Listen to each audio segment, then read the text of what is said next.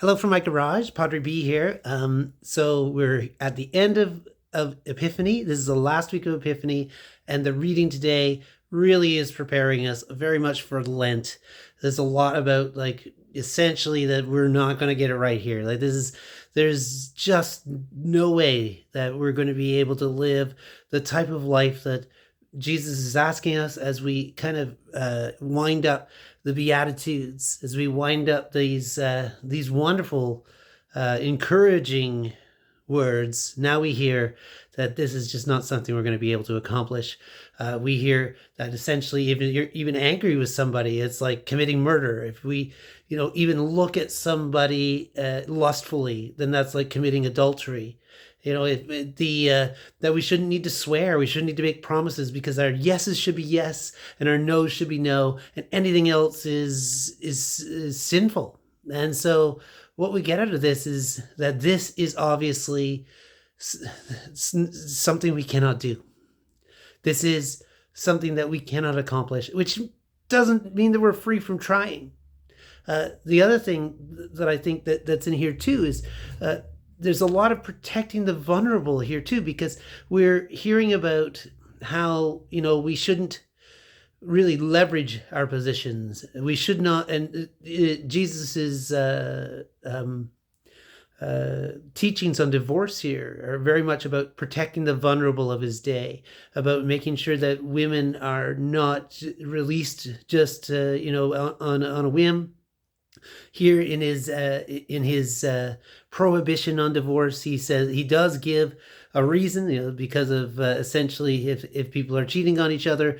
But in other places, whenever Jesus is talking about divorce, and even here, it's about the idea that women were just being disposed of in his time.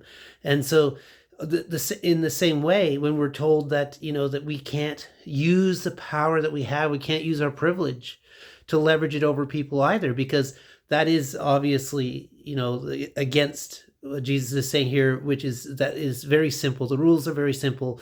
We need to do what we can to be good, and because we can't do it, we're going to need to rely on an intermediary. We're going to rely on somebody else that's going to make our case before God. Because if that's not the case, then obviously we will be, we just won't make it. The sin of the eye here says, if your eye causes you to sin, better to pluck it out. If your hand causes you to sin, better to cut it off.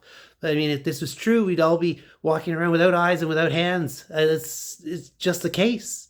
But again, we're not free from trying. We're not free from needing to put forward our best effort. So, as we sort of turn the page on this season, next week we have the Transfiguration Sunday, which is technically part of the season of Epiphany as well, but I always count it as separate because it is a little different. It's a different Sunday, and one that I have always kind of wrestled with. I will be with Faith United Church on Highway 15. That they meet at LaSalle LaSalle High School. I'll be there at 9 a.m. next week, and you're welcome to join me. But more about this end of the Beatitudes here, this end of Matthew 5, or I guess the middle of it. We are the middle of the Beatitudes. We get this sermon, which I think leaves many scratching their heads.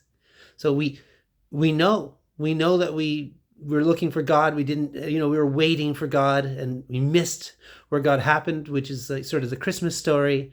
Then into Epiphany, we realized God happened somewhere behind us, somewhere we weren't looking. And now we're sort of caught up in this idea that if we're going to live by this idea of purity, and if we're going to live by this idea that goodness is going to get us where we need to go, then we're going to fail. And so it's not just about being good. Certainly the story is about good winning, but good can't win with us as a part of the story, because we're going to screw it up. We're just going to. And so this gets us ready for the season of Lent, which is a difficult season, a season where we face ourselves. And this is a step into facing ourselves about what we're capable of and what we're not capable of. And part of the beauty of this is, obviously, God knows this. God knows us. God has made us the way we are, fearfully, wonderfully, and knows that we're not going to get it right.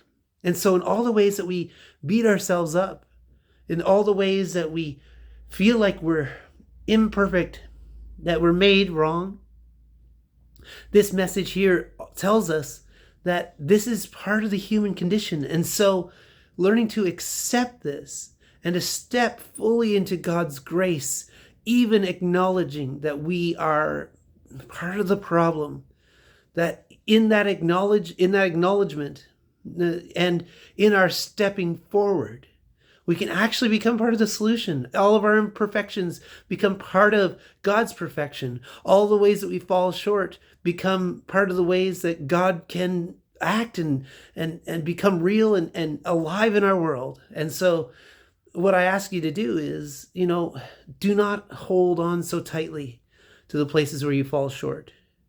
And don't beat yourself up, because any time you spend beating yourself up or living in guilt is time that is counter to what God wants from us.